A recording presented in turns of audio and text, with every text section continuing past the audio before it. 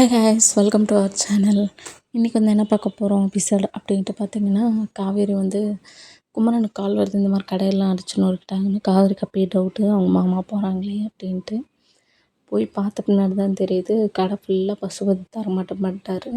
இப்போ இவங்க எவிடன்ஸு தெரியாமல் இல்லாமல் என்ன பண்ண முடியும் அப்படின்ட்டு யோசிச்சுட்டு இருக்கா கேப்பில் விஜய் என்ன பண்ணுவாருன்னா, காவேரி கிட்ட உண்மை தெரிஞ்சிருச்சுல, விடு பிரச்சனை இல்லை பார்த்துக்கலாம் அப்படின்ட்டு சொல்லுவார். நம்ம மனசாட்சிக்கு நம்ம தப்பு பண்ணலன்னு தெரியிற விஷயம் இருக்குல்ல, அது வந்து ரொம்ப அழகாக கதையில் எடுத்துகிட்டு வந்திருந்தாங்க.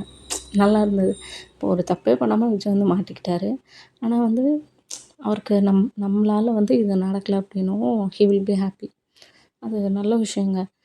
நான் எதையோ ஸ்டோரி சொல்ல வந்தேன், நான் எதையோ சொல்லிட்டேன். பிடிச்சிருந்தா எடுத்துக்கோங்க, பிடிக்கலன்னா தப்பாக எடுத்துக்காதீங்க. அண்ட் வந்து இந்த மாதிரி ஆகுது. அதுக்கப்புறம் இவங்க வீட்டில் எதுவுமே பெருசாக காமிச்சிக்க மாட்டாங்க. காவேரிக்கு அப்பயே டவுட் வந்துடுது. ஆனால் வந்து காவேரிக்கிட்டையும் குமரன் சொல்ல மாட்டார்.